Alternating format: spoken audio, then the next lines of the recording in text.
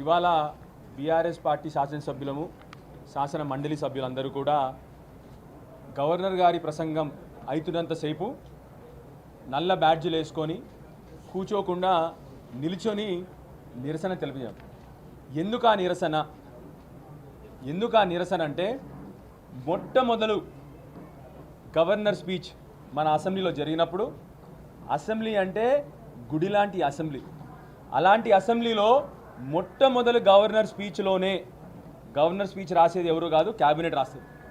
మొట్టమొదలు governor స్పీచ్లోనే cabinet ఏం రాసినాదంటే, మేము 6 గ్యారంటీలు ఇప్పటివరకు ప్రశాంత్ రెడ్డి గారు కానీ కౌశిక్ గారు చెప్పిన ప్రజలకిచ్చిన వీళ్ళ 6 గ్యారంటీలు 420 హామీల గురించి మేము చట్టబద్ధత కల్పిస్తున్నాము. ఆ రోజు రాహుల్ గాంధీ గారు, ప్రియాంక గాంధీ గారు, ఖార్గే గారు వీళ్ళందరూ వచ్చి అదే పాట పాడినరు.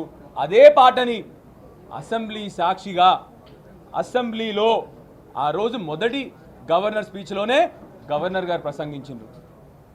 ఇవాళ 2.5 సంవత్సరాలు అయింది. 2.5 సంవత్సరాల తర్వాత 3 బడ్జెట్ల తర్వాత ఇప్పటి వరకు కూడా చట్టబద్ధత లేదు దానికి. అంటే అసెంబ్లీని కూడా వీళ్ళు ఒక జోక్గా, అసెంబ్లీనే కాదు పరిపాలన ఏ విధంగా అయితే ఉందో ఇవాళ జోక్ అయిపోయినది ప్రజలకి. అసెంబ్లీలో పెట్టింది కూడా వాళ్ళు ఆ చట్టబద్ధత ఇవ్వలేదు. కాబట్టే ఇవాళ నిరసనగా ఏ ఒక్క హామీ నెరవేర్చలేదు. రైతులను మోసం చేసినారు, విద్యార్థులను మోసం చేసినారు, మహిళల్ని మోసం చేసినారు, మా బీడీ కార్మికులు, మా బీడీ అక్క చెల్లెల్ని దారుణంగా మోసం చేసినారు. కాబట్టి ఇవాళ నిరసనగా చట్టబద్ధత ఇప్పుడన్నా కల్పించండి అని చెప్పేసి మొత్తం బీఆర్ఎస్ శాసనసభ్యులు, శాసన మండలి సభ్యులు గవర్నర్ గారు ప్రసంగించేంతసేపు కూడా నిల్చొని మా నిరసన తెలియజేసినాము. ఇప్పటికన్నా ఈ గవర్నమెంట్ నిద్ర లేస్తుందని చెప్పి ఆశిస్తూ ఉన్నాము.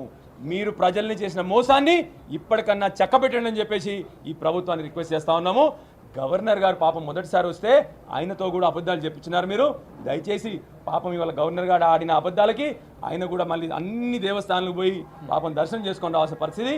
మీరెట్లా అయితే ఆ రోజు దేవుడి మీద ప్రమాణం చేసినారో మోసం చేసినారు ప్రజల్ని, ఇవాళ గవర్నర్ గారి పరిస్థితి కూడా అది తీసుకొచ్చినారని చెప్పి బాధతో చెప్తా ఉన్నాము.